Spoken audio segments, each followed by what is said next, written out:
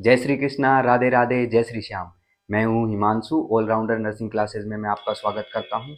जैसा कि हमने लास्ट लेक्चर्स के अंदर सेल सेल के बारे में अपने डिस्कस कर लिया, न्यूक्लियस के बारे में, सेल मेम्ब्रेन, साइटोप्लाज्म के बारे में डिस्कस कर लिया। आज की क्लास का जो अपना टॉपिक जो रहेगा वो सेल डिवीजन रहेगा, और सेल डिवीजन में भी मोस्ट स्पेसिफिकली अपन माइटोसिस के बारे में आज की क्लास में अपन डिस्कस करने वाले हैं। उम्मीद है समझ में आ गया होगा। कंटिन्यूसली अगर मजे आ रहे हैं लेक्चर्स में सुनने में तो जल्दी से चैनल को सब्सक्राइब कर लो, लाइक कर दो, शेयर कर दो। ये काम करना, देखो कंजूसी मत किया करो इनमें शेयर करने के अंदर, इसको बढ़ाया करो। सबके मजे आने चाहिए। हरी बात समझ में, नर्सिंग जगत में रिवॉल्यूशन आना चाहिए, तो इसको कर दो पर्टिकुलर, शेयर शेयर कर दो, सब्सक्राइब कर दो। सेल डिवीजन के ऊपर आ जाते हैं अपन। सेल डिवीजन या फिर अपन पर्टिकुलर बोल सकते हैं सेल साइकिल, सेल साइकिल बोल सकते हैं, उसके बारे में अपन डिस्कस कर रहे हैं। सेल साइकिल को अगर डिफाइन करें तो it is a series of orderly systematic events. It is a series of orderly systematic events. लिख देता हूं, it is a series of, it is a series of orderly sequence, orderly sequence. It is a series of orderly sequence of events, in which cell duplicates its content, in which cell duplicates its content. Cell जो अपने content को क्या कर देता है, duplicate कर देता है। In which cell duplicates its content and divides into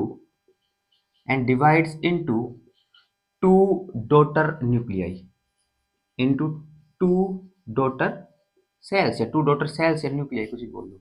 तो दो पर्टिकुलर सेल्स के अंदर क्या होता है, ये डिवाइड करती है।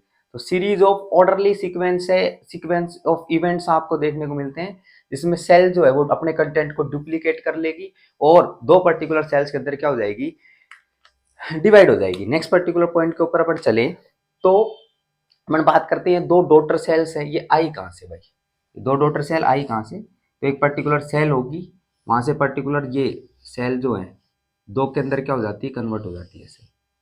हरी बात समझ में। और ये पर्टिकुलर जो प्रोसेस आपको देखने को मिलता है इसको अपन किस नाम से जानते हैं, माइटोसिस के नाम से जानते हैं।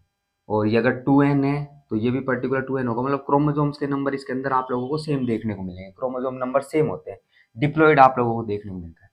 एक साइंटिस्ट थे जिनका नाम था रुडोल्फ विर्चो। क्या नाम था, रुडोल्फ विर्चो। रुडोल्फ विर्चो ने एक लाइन कही थी, आप लोग जानते भी हो, ओमनिस सेलुला ई सेलुला, ओमनिस सेलुला ई सेलुला। इसका क्या मतलब होता है साहब, इसका मतलब होता है रूडोल्फ विर्चो के हिसाब से ओमनिस सेलुला ई सेलुला, इसका मतलब होता है कि हर जो सेल है, जो हर नई जो सेल है वो प्री एग्जिस्टिंग जो प्रीवियस सेल है वहां से पर्टिकुलर क्या हुई है, डिराइव हुई है। Every cell derive from the pre existing cell. तो ये पर्टिकुलर सेल है, नई सेल है, तो प्री एग्जिस्टिंग सेल से क्या हुई है, डिराइव, मतलब ये सेल थी, ये पर्टिकुलर मेन सेल थी और इससे क्या हुई है, इनका ओरिजिनेशन हुआ है। तो ये रूडोल्फ विर्चो ने कहा था। नेक्स्ट अगर बात करें सेल डिवीजन की, तो भाई सेल डिवीजन में अपन दो पर्टिकुलर चीजें अपन पढ़ेंगे। सेल साइकिल की पर्टिकुलर ये डेफिनेशन समझ में आ गई। क्या क्या पढ़ेंगे अपन, पहला पॉइंट अपन पढ़ेंगे सेल डिवीजन के अंदर, वो अपन पढ़ेंगे सोमेटिक सेल डिवीजन। क्या अपन डिस्कस करेंगे, somatic cell division, somatic cell division. Next particular point जो अपन डिस्कस करने वाले हैं भाई, वो डिस्कशन करने वाले हैं अपन गैमेट सेल डिवीजन।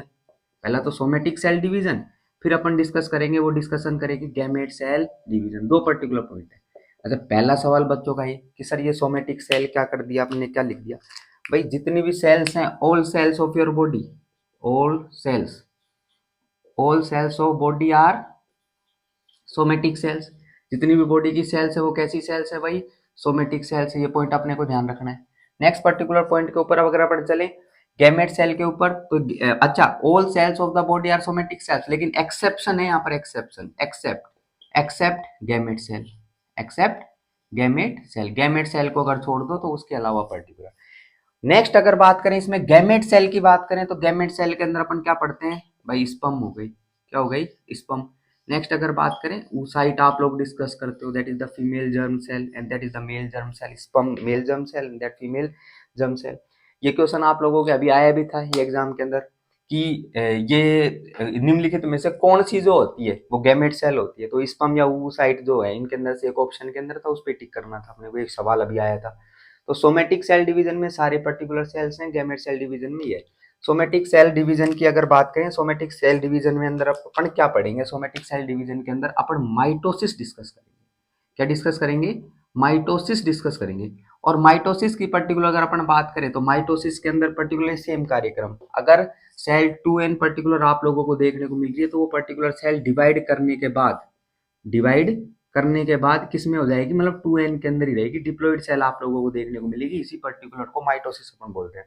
लेकिन इस पर्टिकुलर कंडीशन के अंदर इसको अपन बोलते हैं मियोसिस। गैमेट सेल जो होती है वो मियोसिस के माध्यम से क्या करती है, डिवाइड करती है। मियोसिस कैसे? 2n पर्टिकुलर सेल आप लोगों को देखने को मिलती है तो वो पर्टिकुलर कैसे डिवाइड हो जाएगी, वो nn ऐसे डिवाइड हो जाएगी। मतलब बोले तो अगर डिप्लॉइड सेल वो nn के अंदर डिवाइड हो जाए या क्रोमोसोम्स के नंबर अगर हाफ हो जाए तो उसको क्या बोल देते हैं अपन, उसको अपन बोल देते हैं गैमेट सेल डिवीजन, या फिर अपन उसको बोल देते हैं मियोसिस अपन बोल देते हैं।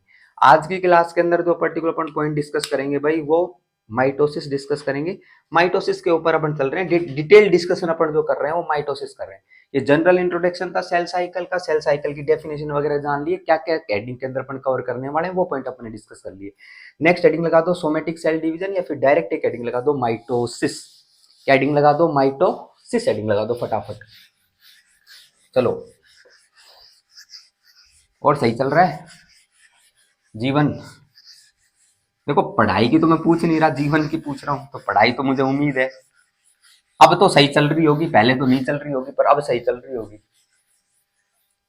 जीवन भी सही चलना चाहिए। देखो भाई, अब एक हेडिंग लगा दो माइटोसिस, माइटोसिस हेडिंग लगा दो माइटोसिस।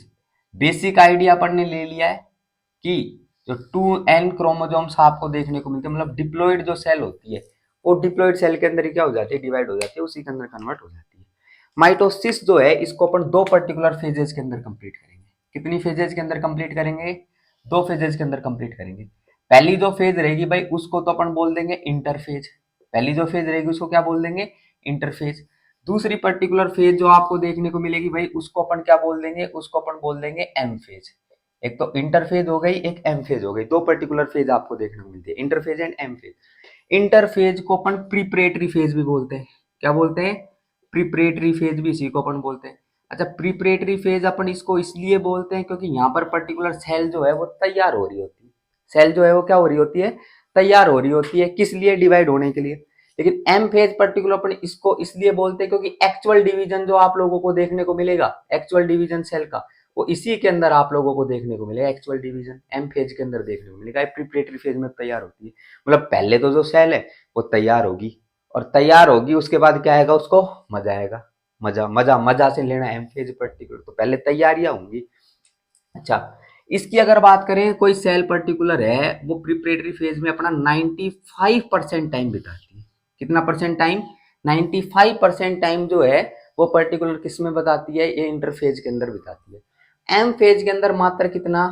5%। मतलब तैयारियां जो होती है ना, तैयारियां, उनमें तो लंबा समय लगता है, लेकिन फिर तैयारियों के बाद जो मजा आता है वो थोड़े समय का ही होता है।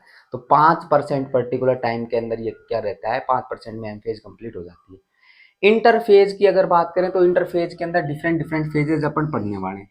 कौन कौन सी फेज पढ़ेंगे इसके अंदर? पहली फेज जो अपन डिस्कस करेंगे वो फेज डिस्कस करेंगे जीवन फेज। नेक्स्ट फेज जो फेज इसके अंदर डिस्कस करेंगे वो करेंगे एस फेज। नेक्स्ट फेज जो डिस्कस करेंगे इसके बाद वो करेंगे G2 फेज। इसमें तीन पर्टिकुलर फेज अपन डिस्कस करेंगे, जीवन फेज डिस्कस करेंगे, एस फेज डिस्कस करेंगे, G2 फेज डिस्कस करेंगे। क्लियर बात है क्या? जीवन एस G2। अब ये जीवन फेज के साथ में पर्टिकुलर एक फेज और अपन डिस्कस करने वाले हैं, और वो पर्टिकुलर फेज जो होगी वो फेज होगी that is known as G G G zero, क्या? G naught. इसको क्या बोलते हैं? जी नॉट बोलते हैं। जी नॉट फेज अपन क्या करने वाले हैं, इसमें डिस्कस करने वाले हैं।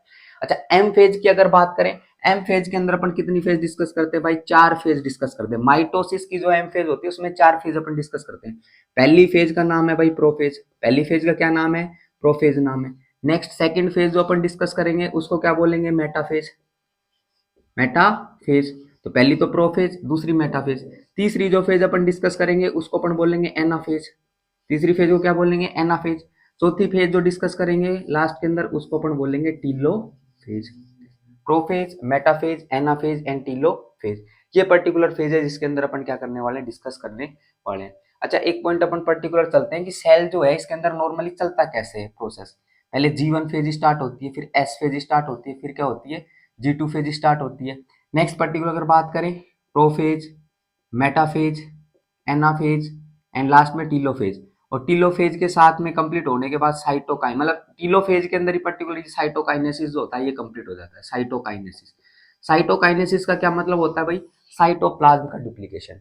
किसका डुप्लीकेशन? साइटोसोलिक कंटेंट, साइटोप्लाज्म का डुप्लीकेशन होता है, उसको साइटोकाइनेसिस के नाम से अपन जानते हैं। और न्यूक्लियर डिवीजन आप लोगों को देखने को मिले, किसका डिवीजन? न्यूक्लियर डिवीजन, तो उसको अपन कैरियोकाइनेसिस के नाम से जानते हैं। कैरियोकाइनेसिस, कैरियोकाइनेसिस का मतलब क्या? Nuclear division. न्यूक्लियर डिवीजन, देखो एक सेल है, सेल के अंदर पर्टिकुलर न्यूक्लियस में भी कंटेंट आपको देखने को मिलेगा, साइटोप्लाज्म में भी कंटेंट होगा। तो एक सेल से दो पर्टिकुलर सेल अगर आप लोग बनाना चाहते हो, तो उसके अंदर आप लोगों को क्या करना पड़ेगा भाई? न्यूक्लियस के भी कंटेंट को डबल करना पड़ेगा और साइटोप्लाज्म के कंटेंट को भी डबल करना पड़ेगा। तो ये पर्टिकुलर पॉइंट आप लोगों को क्या करना है, ध्यान रखना है। ये इंटरफेज में 95%, ये एम फेज में 5%। उधर चार पर्टिकुलर फेजेज हो गई, इधर G1S G2 फेज अपन तीन डिस्कस करने वाले हैं। एक ये साइटोकाइनेसिस के बारे में मैंने डिस्कस कर लिया, कैरियोकाइनेसिस के बारे में डिस्कस कर लिया। अब ये G1S G2 फेज पर्टिकुलर है, इनको अपन डिटेल के अंदर डिस्कस कर रहे हैं। तो इसको डिस्कशन करने के लिए मैं पर्टिकुलर एक, जैसे कि एनसीईआरटी के अंदर बना हुआ था, वैसे पर्टिकुलर अपन एक क्या बना रहे हैं, एक चार्ट बना रहे हैं। Just give me the duster. Okay, who is expert in making that diagram? कौन कौन एक्सपर्ट है भाई बनाने के अंदर? चलो बनाओ उस डायग्राम को। कौन सा डायग्राम? पढ़ के नहीं आए क्या? अरे वो सर्किल सा बना रखा था जिसमें फेजेस लिख रखी थी कलरफुल से, वो वाला आया याद? अरे चलो मैं याद दिलाता हूँ, मैं करवाता हूँ। देखो भाई, ये लो, ये बना रहा हूं मैं।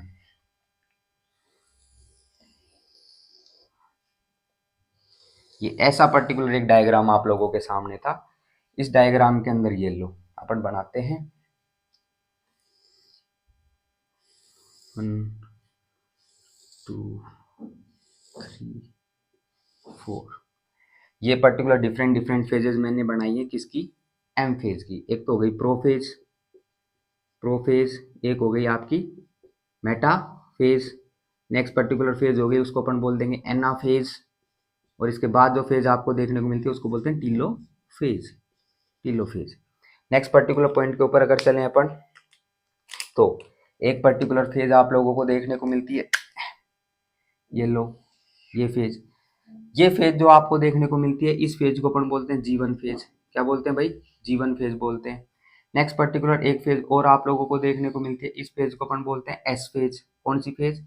S phase.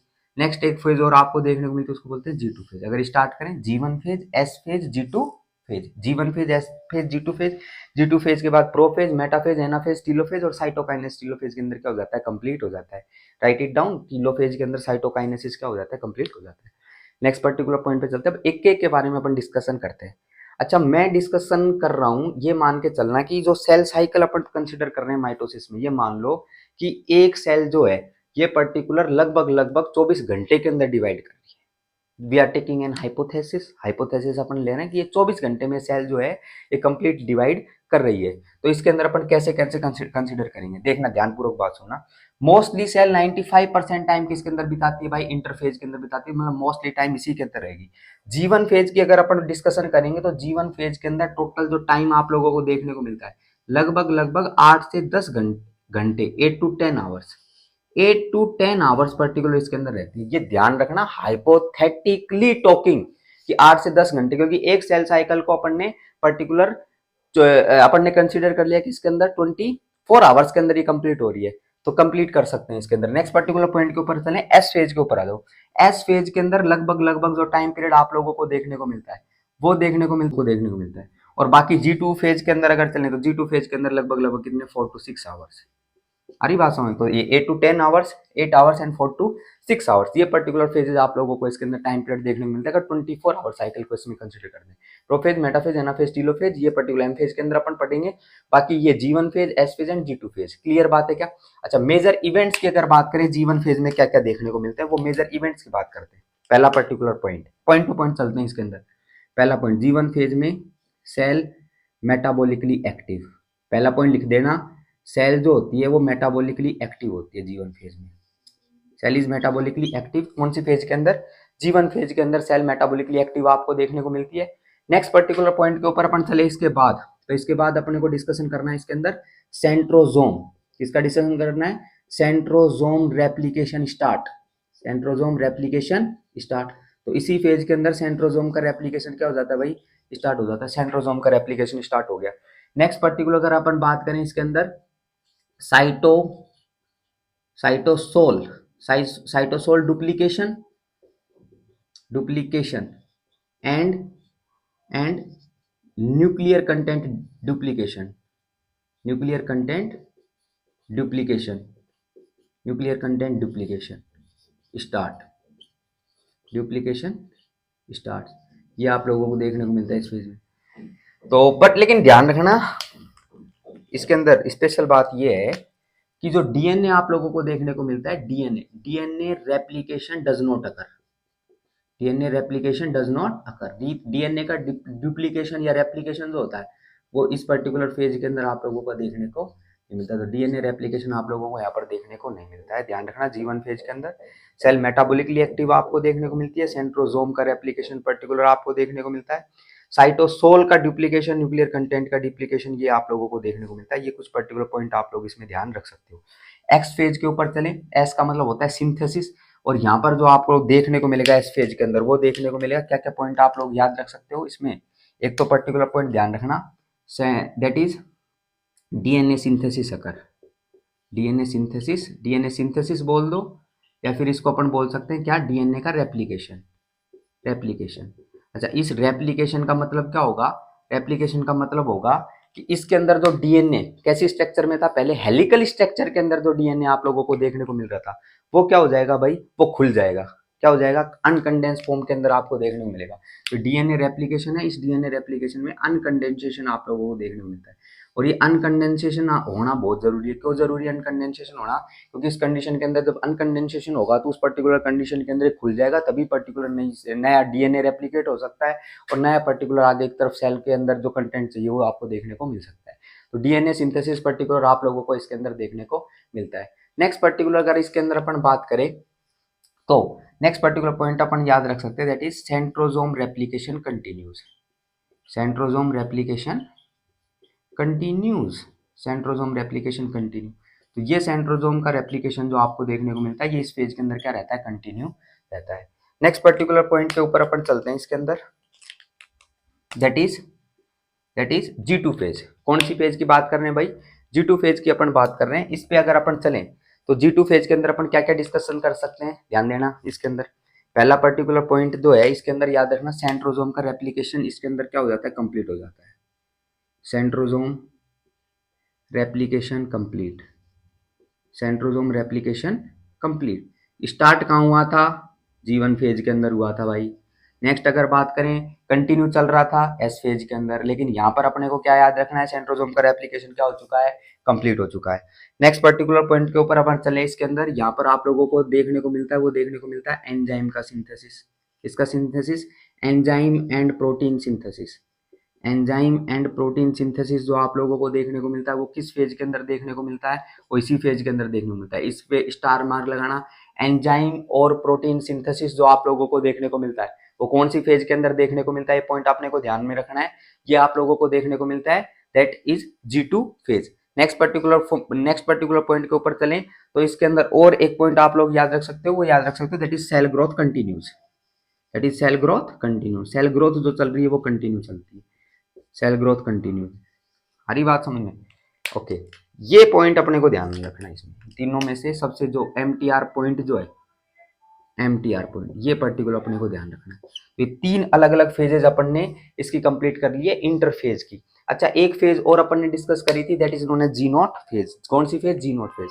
एक बार बात सुनना ध्यानपूर्वक, कुछ स्पेशल पॉइंट्स अपन डिस्कस करते हैं पहले। उससे पहले देखो, G1 फेज जो है, इस G1 फेज से पर्टिकुलर जो सेल जो है वो पर्टिकुलर एंटर करती है एस फेज के अंदर। किस में एंटर करती है? एस फेज के अंदर एंटर करती है। और ये जो एंट्री जो आप लोगों को देखने को मिलती है भाई, ये जो होती है ये डिपेंडेंट होती है साइक्लिन डिपेंडेंट प्रोटीन काइनेज की मदद से। Cyclin dependent protein kinase, cyclin dependent protein kinase, इसकी पर्टिकुलर मदद से पर्टिकुलर आप लोगों को देखने को मिलती है। अब ये सी डी के ये आप लोगों को क्या देखने को मिल रहा है, ध्यान देना, साइक्लिन डिपेंडेंट प्रोटीन काइनेज। भाई काइनेज शब्द जो होता है, काइनेज शब्द, इसमें तो पर्टिकुलर काइनेज फॉस्फेट का खेल है पूरी तरीके से। होगा क्या, एटीपी, एटीपी जो है उससे क्या निकलेगा, फॉस्फेट ग्रुप निकलेगा, और वो पर्टिकुलर फॉस्फेट ग्रुप जो है वो प्रोटीन के साथ क्या करेगा, कंबाइन करेगा। और ये पर्टिकुलर कार्यक्रम जैसे ही हुआ तो पर्टिकुलर ये जी वन के अंदर जो सेल थी ये किसके अंदर चली जाएगी भाई, एस फेज के अंदर चली जाएगी। किसमें चली जाएगी, एस फेज के अंदर चली जाएगी। साइक्लिन डिपेंडेंट प्रोटीन काइनेज की मदद लगती है। नेक्स्ट अगर बात करें साइक्लिन डिपेंडेंट प्रोटीन काइनेज के लिए कोई डिस्ट्रैक्शन के लिए रेस्पॉन्सिबल होता है क्या, बिल्कुल रेस्पॉन्सिबल होता है। ध्यान रखना, प्रोटियोसोम्स, प्रोटियोसोम्स जो होते हैं वो इसके डिस्ट्रैक्शन के लिए रेस्पॉन्सिबल होते हैं। किसके डिस्ट्रैक्शन के लिए रेस्पॉन्सिबल होते हैं, अपना ये साइक्लिन डिपेंडेंट प्रोटीन काइनेज के लिए डिस्ट्रैक्शन के लिए रेस्पॉन्सिबल होता है। अगर ये डिस्ट्रैक्ट हो गया तो उस कंडीशन के अंदर जो सेल जो थी वो जी1 फेज से एस फेज के अंदर जा रही थी, तो उस पर्टिकुलर कंडीशन में जा नहीं पाएगी, क्योंकि डिस्ट्रैक्शन होता गया तो उस कंडीशन में जा नहीं पाएगी। तो उस कंडीशन में जी1 फेज के अंदर ये सेल जो है वो रुक जाएगी। ये पर्टिकुलर पॉइंट ध्यान रखना। फिर ध्यान रखना, अगर एस फेज में एक बार सेल चली गई then cell has committed to divide. ये याद रखना, अगर एस फेज के अंदर सेल जो है वो एक बार एंटर कर गई then it have committed to divide. अब तो ये डिवाइड करेगी ही करेगी। ये पर्टिकुलर पॉइंट ध्यान रखना। जीवन फेज है, जीवन फेज तक हो सकता है ऐसा पर्टिकुलर कार्यक्रम की डिवाइड ना करे। क्यों, क्योंकि कई कई सेल होती हैं वो जी1 फेज जो है इस जी1 फेज से किस में एंटर कर जाती है भाई, ध्यान रखना, कई कई सेल इस जी1 फेज को त्याग कर ये जी नोट फेज में एंटर कर जाती है। कौन सी फेज में, जी नोट फेज के अंदर एंटर कर जाती है। और जी नोट फेज के अंदर क्या होता है भाई, जी नोट फेज वो पर्टिकुलर फेज है जिसके अंदर सेल प्रोलॉन्ग टाइम तक डिवाइड नहीं करती, लंबे समय तक। और समटाइम्स वी कॉल्ड इट कि सेल जो है वो जी नोट फेज में चली गई, लंबे समय तक डिवाइड नहीं कर रही। और कई बार ऐसा होता है कि cell will not divide again, कई बार की सेल कभी डिवाइड नहीं करेगी। तो ये पॉइंट आप लोग ध्यान रख सकते हो कि जी नोट फेज के अंदर अगर कोई सेल चली गई तो लंबे समय तक डिवाइड नहीं करेगी, हो सकता है वो कभी डिवाइड नहीं करे। फॉर एग्जाम्पल अगर बात करें एक नर्व सेल की बात करते हैं, किसकी बात करते हैं, एग्जाम्पल नर्व सेल की। तो नर्व सेल आप लोगों को देखने को मिलती है। नर्व सेल के बारे में आपने पॉइंट पढ़ा भी होगा, एक एमसीक्यू भी बनता है कि nerve cell does not divide. देखो ध्यान देना, नर्व सेल डिवाइड नहीं करती but nerve cell can regenerate, regeneration की उसमें कैपेसिटी होती है, लेकिन नर्व सेल डिवाइड नहीं करती। क्यों नहीं करती, क्योंकि नर्व सेल के अंदर प्रोलॉन्ग जीनोट फेज के अंदर आप लोगों को देखने को मिलता है। अच्छा, आपकी एक्स, क्या आपकी एक्स होगी कोई 4-5 साल पहले, अरे होगी, पक्का होगी, ठीक है। अब हुआ क्या, उस टाइम आप लोगों का कुछ झगड़ा झुगड़ा हुआ होगा। झगड़ा तो किस बात पे होगा, लड़कों का, तो लड़कों को तो क्या चाहिए, सिंपल कि लॉयल्टी चाहिए, लेकिन वो लॉयल्टी मिली नहीं होगी कि बाबू उसके साथ पिज्जा खाने जा रही है, बर्गर खाने जा रही है, मिसअंडरस्टैंडिंग हुई, लड़ाई झगड़ा हुआ। और लड़ाई झगड़ा हुआ तो उसके अंदर आप लोगों का क्या हो गया, ब्रेकअप हो गया। उस टाइम तो खुश हो के जोर जोर से तुम तुरंत एक मतलब कि बाबू ठीक है, जा जा कोई दिक्कत नहीं, चल जा यार, चला मेरे जीवन से निकल जा, कोई बात नहीं। वो होता है ना, पूरी तरीके से मूवीज वगैरह देख के पूरी तरीके से मोटिवेशन हो गया। एक शेर और सुना क्या उस टाइम, आपने आपने उस बाबू को शेर और सुनाया उस टाइम, कौन सा शेर, कि तू नहीं तो कोई और सही, तू नहीं तो कोई और सही, कोई और नहीं तो कोई और सही, बहुत लंबी है जमी मिलेंगी लाख हंसी, इस जमाने में सनम तू अकेली तो नहीं। आ रही बात समझ में, उस टाइम तो बिल्कुल खुश होके सुना दिया आप लोगों ने। लेकिन फिर जैसे जैसे टाइम बीता, 4-5 साल हो गए, चल रहा था आपका काम ठीक है, आपने भी पूरी तरीके से चेंज कर लिया। लेकिन बाबू बाबू का मैसेज आता है 4-5 साल बाद, 4-5 साल बाद मैसेज, और तुम मतलब पूरी तरीके से कहानी खत्म हो चुकी, तुम पूरी तरीके से हेलो बाबू सॉरी मैं आपसे बात करना चाहती हूँ, मैं आपसे मिलना चाहती हूँ, मैसेज देख के तुरंत, और तुम बिल्कुल खुश। उस टाइम तो मामला वो हो गया, पूरी तरीके से परेशान थे उस टाइम, थोड़े दिन तो रहे थे, लेकिन भुला दिया। और फिर भी बाबू ने मैसेज किया तो बाबू का मैसेज देख के तुरंत तुम्हारे दिमाग की घंटी बज गई, घंटी तुम्हारे दिमाग की बज गई, और भी बहुत सारी चीजें खड़े हो गए, हैप्पी हार्मोन्स रिलीज। आ रही बात समझ में, तो ये पर्टिकुलर पॉइंट ध्यान रखना। अब देखो, वो जो बाबू थी आपकी वो जी नोट फेज के अंदर थी, किस फेज में थी, जी नोट फेज, मतलब उसको जब जरूरत नहीं थी तो जी नोट फेज के अंदर चली गई। लेकिन 5 साल बाद जब उसको धोखा मिला, उसको धोखा मिला, तुम्हारे धोखे का कुछ नहीं, उसको जब धोखा मिला तो वापस तुम्हारे पास आई, तो वापस पर्टिकुलर जी नोट फेज से पर्टिकुलर जीवन के अंदर एंटर तो कर सकती है, लेकिन ऐसे चांसेस कम ही होते हैं भाई, कमी होते हैं ना ऐसे चांसेस कि 5 साल है। तो इसीलिए पर्टिकुलर जो जी नोट फेज के अंदर जाती है तो पर्टिकुलर नर्व सेल जो होती है वो डिवाइड, जैसे कि नर्व सेल है, नर्व सेल जो है वो डिवाइड नहीं करती। तो ऐसा पर्टिकुलर पॉइंट आप लोग याद रख सकते हो, तो ये ध्यान रखना। आ रही क्या बात समझ में, अरे आ रही है क्या, यही चीजें समझ में आती है तुम्हें, और तो कुछ आता नहीं है। पर्टिकुलर पॉइंट इतना मैं डिस्कस कर रहा हूँ, ये नहीं आ रहा, ये आ रहा है सर। तो ये कुछ पॉइंट अपन ने डिस्कस कर दिए, प्रोटियोजोम्स के बारे में अपन ने डिस्कस कर दिया। अब नेक्स्ट पर्टिकुलर पॉइंट के ऊपर अपन चलते हैं। अब धीरे धीरे अपन अपनी एंट्री हो रही है किसमें, प्रोफेज में, मेटाफेज में, एनाफेज में और टीलोफेज में। ये अपन डिस्कस कर रहे हैं डायग्राम के माध्यम से, अपन समझते चलते हैं। करें स्टार्ट, आर यू रेडी? हो जाओ तैयार फटाफट, नहाने धोने मत चले जाना भाई लेक्चर को बंद करके, लेक्चर कंप्लीट होने दो फिर ही करना। अब ये आईपीएल और स्टार्ट हो रहे हैं आईपीएल पूरा, इनमें बढ़िया टाइम पास होगा तुम्हारा, बढ़िया माहौल बनेगा। कौन सी टीम को सपोर्ट करोगे? कोई मुंबई, चेन्नई, एमएसडी। हाँ सर, लास्ट आईपीएल देखो, एमएसडी का कोई भरोसा नहीं है। हरी बात समझो, कभी भी कुछ भी, एक आईपीएल और खेल ले, कोई भरोसा नहीं है। चल रहा है वो 3 सीजन से देख रहे हैं अपन, पर ध्यान रखना MSD is my favourite. Clear बात है क्या? चलो अब चलते हैं अपन प्रोफेज के ऊपर, आ जाते हैं प्रोफेज के ऊपर, स्टार्ट करते हैं प्रोफेज पे। मैं डायग्राम बना रहा हूं prophase. Let's suppose this is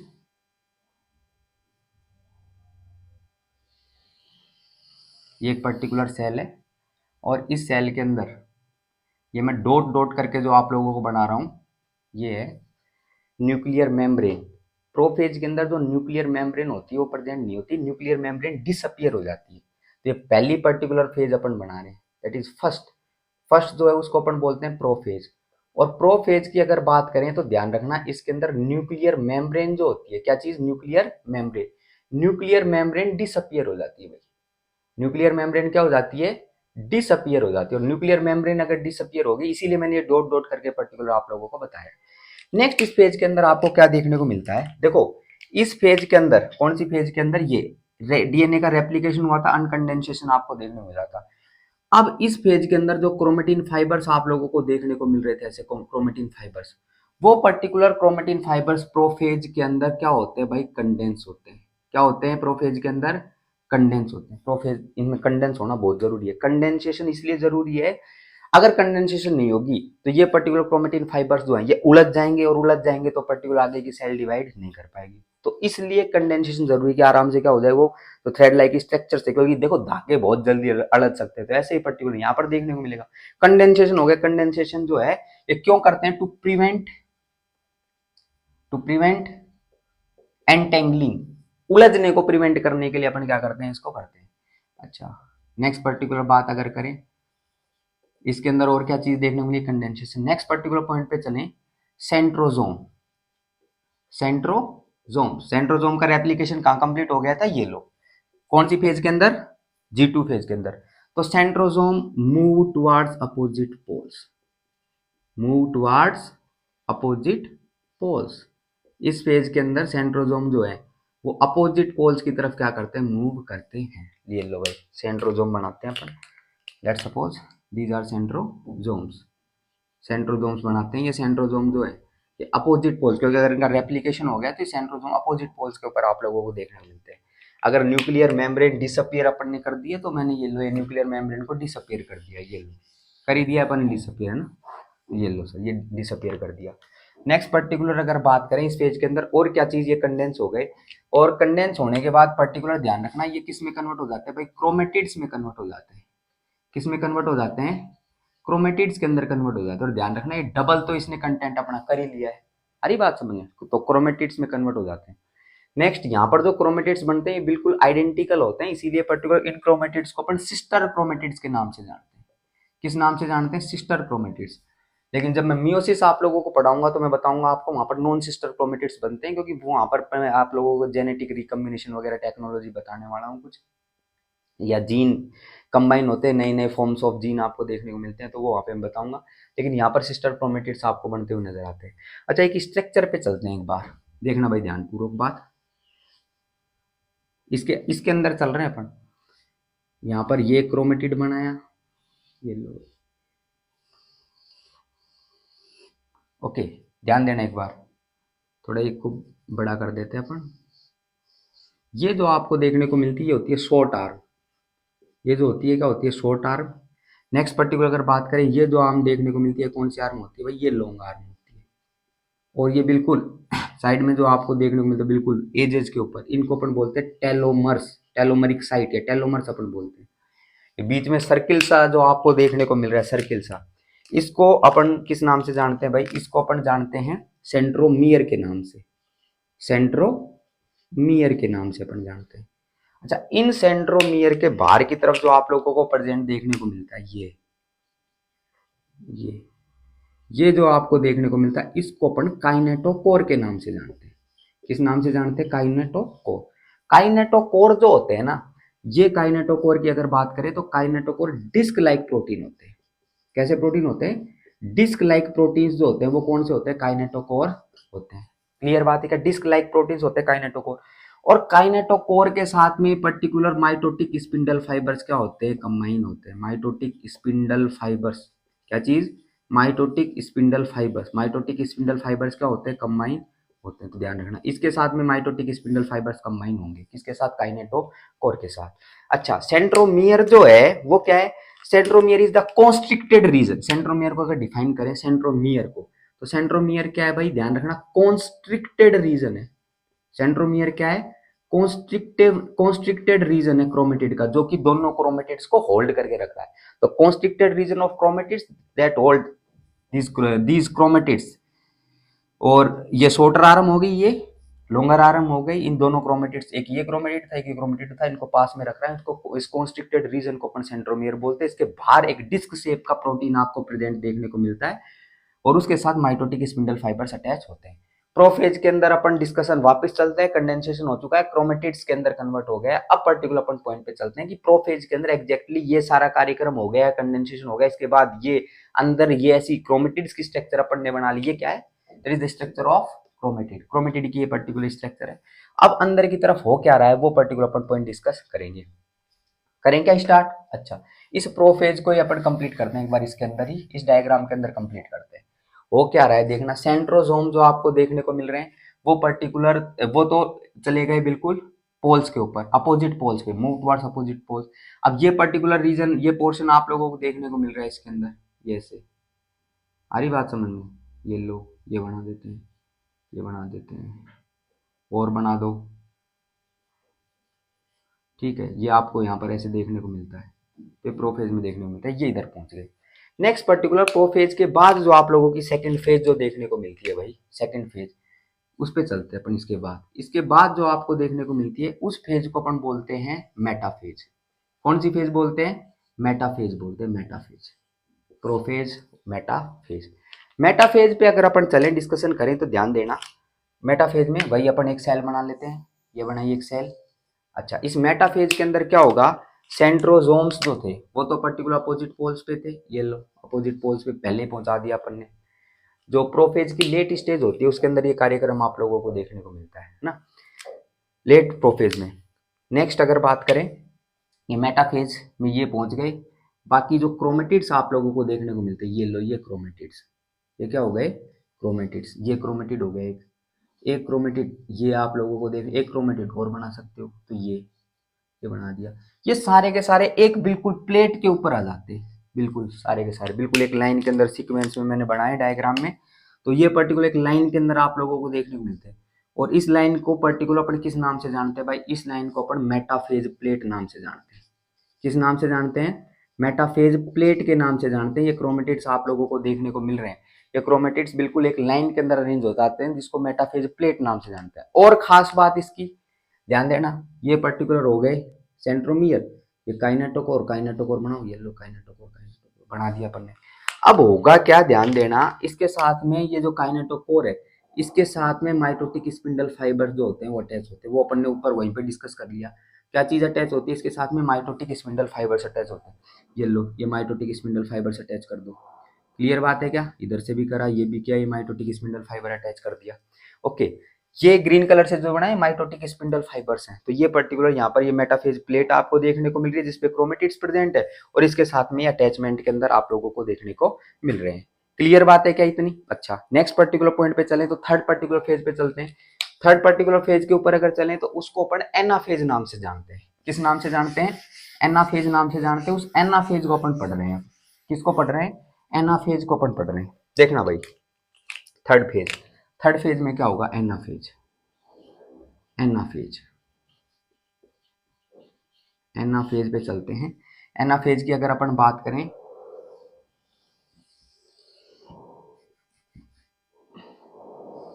ये लो एनाफेज, बना रहे हैं अपन। एनाफेज के अंदर होता क्या है, ध्यानपूर्वक बात सुनना। ये अपन ने बनाए थे सेंट्रोजोम्स, एक तो ये लो, ये पर्टिकुलर बना एक सेंट्रोजोम। एनाफेज में क्या होगा, ये जो माइटोटिक स्पिंडल फाइबर है ये खींचेंगे, मतलब ये स्पिंडल फाइबर जो है ये तो यो खींचा, ये यो खींचा, बाबू खींचते ना your yo your your your yo, तो ऐसे पर्टिकुलर बाबू उधर खींच रही है, तुम इधर खींच रहे हो, तो ये कार्यक्रम है।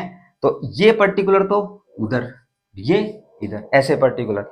अब ये खींचेगा तो इस कंडीशन के अंदर ये बीच में से क्या हो जाएगा, स्प्लिट हो जाएगा। क्या हो जाएगा, स्प्लिट। स्प्लिट हो जाएगा तो ये पर्टिकुलर आधी चीज इधर आधी चीज इधर, ऐसे आपको देखने को मिलेगा।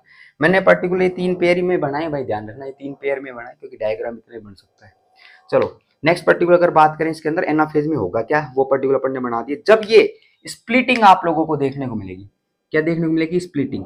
तो इस पर्टिकुलर कंडीशन में स्प्लिटिंग के अंदर ये लो भाई, ये क्रोमेटिड्स जो पहले पेयर के अंदर आप लोगों को नजर आ रहे थे, ये क्या हो गए, सेपरेट हुए। एक इधर आ गया, एक पर्टिकुलर ऐसे बीच में से आधे आधे ऐसे आप लोगों को देखने को मिलते हैं। तो इसके अंदर आप लोगों को अपन बोल सकते हैं ना, फेज के अंदर स्प्लिटिंग देखने को मिलती है। क्या देखने को मिलती है, स्प्लिटिंग। और स्प्लिटिंग के बाद जो क्रोमेटिड्स आपको देखने को मिलते हैं, क्या चीज, क्रोमेटिड्स। स्प्लिटिंग के बाद जो क्रोमेटिड्स आपको देखने को मिलते हैं भाई, उनके बारे में अगर अपन डिस्कशन करें तो वो क्रोमेटिड्स वी शेप के हो जाते हैं। कैसी शेप के, वी शेप के क्रोमेटिड्स आप लोगों को देखने को मिलते हैं। ये वी शेप पर्टिकुलर आपको देखने को मिलती है, तो वी शेप के क्रोमेटिड्स हो जाते हैं। और विशेष बात इसके अंदर एनाफेज में लेट, लेट एनाफेज की अगर बात करें, किसकी बात करें, लेट की, लेट एनाफेज। इस फेज में भी लेट एनाफेज के अंदर एक चीज आपको देखने को मिलती है, लेट बनती है, that is known as cleavage furrow. अपन ने ऊपर से भी और यहाँ पर जो बनाई है इसको अपन बोलते हैं क्लीवेज फरो। तो एनाफेज में क्लीवेज फरो बनता है, लेकिन ये क्लीवेज फरो बनना ही स्टार्ट होता है इसके अंदर, क्लीवेज फरो ये ऐसे पिंचिंग सा यहाँ पर, मतलब ऐसे बिल्कुल परपेंडिकुलर बनता है, परपेंडिकुलर इन माइटोटिक स्पिंडल फाइबर्स के। तो ये परपेंडिकुलर ऐसे बनेगा, ये यूं ऐसे, ये देखने को मिल रहा है ना, खड्डा सा पड़ेगा, खड्डा सा, समझ रहे हो ना, खड्डा सा। अब ये खड्डा सा जो पड़ गया यहाँ पर, और कहीं मत लेके ना, ये ऐसे डायग्राम खड्डा खड्डा, तो ये जो देखने को मिल रहा है that is known as cleavage furrow. ये क्लीवेज फरो इसलिए जरूरी है क्योंकि ये क्लीवेज फरो जो बनेगा ये साइटोकाइनेसिस के लिए जरूरी है। किसके लिए जरूरी है, साइटोकाइनेसिस। साइटोकाइनेसिस का मतलब ये साइटोप्लाज्म का मूवमेंट। ध्यान रखना एनाफेज की लेट जो एनाफेज होती है, लेट एनाफेज, इसके अंदर साइटोकाइनेसिस स्टार्ट हो जाता है। जब ये क्लीवेज फर्रो बनना स्टार्ट हुआ तो साइटोकाइनेसिस क्या हुआ, स्टार्ट हो गया। साइटोकाइनेसिस, काइनेसिस का मतलब बचपन से पढ़ते हैं मूवमेंट, साइटोप्लाज्म का मूवमेंट इधर और इधर पर्टिकुलर। देखना एक सेल से दो पर्टिकुलर सेल को डिवाइड कर देंगे अपन। तो लेट एनाफेज तक अपन ने बात कर दी। फोर्थ फेज की अगर बात करें तो फोर्थ फेज को अपन किस नाम से जानते हैं भाई, टीलोफेज के नाम से जानते हैं। किस फेज के नाम से जानते हैं, टीलोफेज के नाम से जानते हैं। ओके, ये लो फोर्थ फेज, टीलोफेज। और टीलोफेज में क्या होगा, ध्यान देना एक बार, ये पर्टिकुलर टीलोफेज हो गई। ये टीलोफेज के अंदर आप लोगों को क्या देखने को मिलेगा, स्पेशल स्पेशल बातें मैं डिस्कस कर देता हूँ। पहली बात तो जो न्यूक्लियर मेम्ब्रेन पहले डिसअपियर हुई थी, जल्दी बता दो न्यूक्लियर मेम्ब्रेन कहाँ डिसअपियर हुई थी, इधर देख लो। प्रोफेज के अंदर न्यूक्लियर मेम्ब्रेन डिसअपियर हुई थी, वो न्यूक्लियर मेम्ब्रेन टीलोफेज के अंदर वापस आ जाती है। तो इसके अंदर एक पॉइंट तो ये लिख देना कि न्यूक्लियर मेम्ब्रेन अपीयर, अपीयर, या फिर अपन बोल सकते हैं nuclear membrane reappear. Nuclear membrane जो है वो क्या हो गई है, रीअपियर हो गई है। क्लियर बात। अच्छा, इसके अंदर पर्टिकुलर आप लोगों को जो क्रोमेटिड्स आप लोगों को देखने को मिल रहे थे, अब वापस पर्टिकुलर किस में कन्वर्ट हो जाते हैं भाई, क्रोमेटिन फाइबर्स के अंदर कन्वर्ट हो जाते हैं। ये chromatin fibre, chromatin fibres, chromatin fibres के अंदर कन्वर्ट हो जाते हैं। क्योंकि ये पर्टिकुलर जो सेल होगी ये भी जैसे स्टार्ट करी थी वैसी पर्टिकुलर सेल होनी चाहिए। अरे बात समझ में, क्रोमेटिन फाइबर्स में। और ये जो क्लीवेज फरो आप लोगों को देखने को मिल रहा है, CF cleavage furrow. Cleavage furrow जो होता है ये एडवांस होता है। क्लीवेज फरो जो होता है ये क्या होता है, एडवांस, एडवांस होता जाता है क्लीवेज फरो। और एडवांस अगर होता जाएगा तो उस पर्टिकुलर कंडीशन के अंदर साइटोकाइनेसिस जो हो रहा है वो पर्टिकुलर देखने को मिलेगा। और इसी पर्टिकुलर फोर्थ फेज में, टीलोफेज के अंदर साइटोकाइनेसिस जो होगा वो कंप्लीट हो जाएगा। तो साइटोकाइनेसिस पर्टिकुलर फेज में क्या हो जाएगा भाई, कंप्लीट हो जाएगा। ये पर्टिकुलर पॉइंट ध्यान रखना। न्यूक्लियर मेम्ब्रेन जो डिसअपियर हुई थी वो न्यूक्लियर मेम्ब्रेन रीअपियर हो गई। क्रोमेटिन जो पहले थे स्टार्टिंग के अंदर वैसी फॉर्म के अंदर आपको देखने को मिल रहे हैं क्रोमेटिन। और पर्टिकुलर साइटोकाइनेसिस फेज के अंदर क्या हो गया, कंप्लीट हो गया। नेक्स्ट पर्टिकुलर अगर बात करें कि क्लीवेज फॉर एडवांस होता गया, एडवांस होता गया, एडवांस, ये लो एडवांस अपन करते चलते हैं, ये लो और एडवांस हुआ, इधर से एडवांस हुआ, फिर एडवांस, ये ऐसे ऐसे होता गया। एडवांस होने के बाद पर्टिकुलर इसके अंदर एक सिंपल सा एक पिंचिंग सा मूवमेंट देखने को मिलता है, पिंच ऑफ मूवमेंट। क्या देखने को मिलता है, पिंच ऑफ मूवमेंट देखने को मिलता है, और इस पिंच ऑफ मूवमेंट के माध्यम से दो सेल पर्टिकुलर अलग अलग सेल के अंदर डिवाइड कर जाती है। कितनी? दोनों ये सेल आपको देखने को मिल रही है, ये दोनों सेल पर्टिकुलर किस में डिवाइड कर जाती है? दो अलग अलग सेल के अंदर पर्टिकुलर डिवाइड कर जाती है। न्यूक्लियर डिवीजन भी अपन ने कर दिया, साइटोप्लाज्म का भी डिवीजन कर दिया। अब पर्टिकुलर ये पिंच ऑफ मोशन के माध्यम से क्या हो जाती है? डिवाइड हो जाती है। तो ये पर्टिकुलर जो सेल है ये भी 2n है, ये भी पर्टिकुलर 2n है। माइटोसिस का कॉन्सेप्ट यही था कि पर्टिकुलर जो सोमेटिक सेल होगी, सोमेटिक सेल, और सोमेटिक सेल कैसी होंगी बताओ? सोमेटिक सेल 2n होंगी। तो 2n सेल थी, उससे पर्टिकुलर दो डॉटर आइडेंटिकल सेल बन गई। अपनी डेफिनेशन भी यही कही थी कि जो माइटोसिस की डेफिनेशन, उसमें अपन ने क्या डिस्कस किया था कि माइटोसिस की डेफिनेशन या फिर सेल साइकिल की डेफिनेशन यही है कि ये सीक्वेंस है, ऑर्डरली सीक्वेंस है किसके? इवेंट्स के, जिसके अंदर सेल जो है वो अपने कंटेंट को डुप्लीकेट कर दे और फिर पर्टिकुलर वो दो आइडेंटिकल सेल्स में डिवाइड कर जाए। तो ये पर्टिकुलर दो आइडेंटिकल सेल्स में क्या हो गई? डिवाइड हो गई। ये पर्टिकुलर माइटोसिस के अंदर अपन मेन पॉइंट है, ये माइटोसिस के अंदर अपन डिस्कस करते हैं। तो आज की क्लास में मुझे लग रहा है कि आपको समझ में आ गया होगा ये माइटोसिस। एक बार इसको देख लेना अच्छे से, नोट्स वगैरह बना लेना, ठीक है? समझ में आ जाएगा। नेक्स्ट क्लास के अंदर, नेक्स्ट लेक्चर में जो अपन पढ़ेंगे वो मियोसिस पढ़ेंगे, लेकिन मियोसिस पढ़ने से पहले ये माइटोसिस क्लियर होना चाहिए पूरी तरीके से। अरे बात समझ, जब तक माइटोसिस क्लियर नहीं होगा, मियोसिस समझ में नहीं आएगा। तो माइटोसिस को एक बार, दो बार, तीन बार पर्टिकुलर लेक्चर को रिपीट कर, 2x पे मत देखना भाई, तुम उसको कर दे 2.5 ले धड़ धड़ धड़ धड़ धड़। अरे भाई इतनी स्पीड जो है ना वो कुछ जगह पे काम आती है, वहीं पे मजा आता है, लेकिन तुम इस लेक्चर को 2x, अरे भाई क्या समझ में आएगा? थोड़ा धीरे करके देख लो यार उसको, ठीक है? तो उस वो मियोसिस अपन नेक्स्ट लेक्चर के अंदर स्टार्ट करने वाले हैं, उसको अपन कंप्लीट कर देंगे। आज के लेक्चर को यहीं अपन स्टॉप करते हैं। Thank you for the class.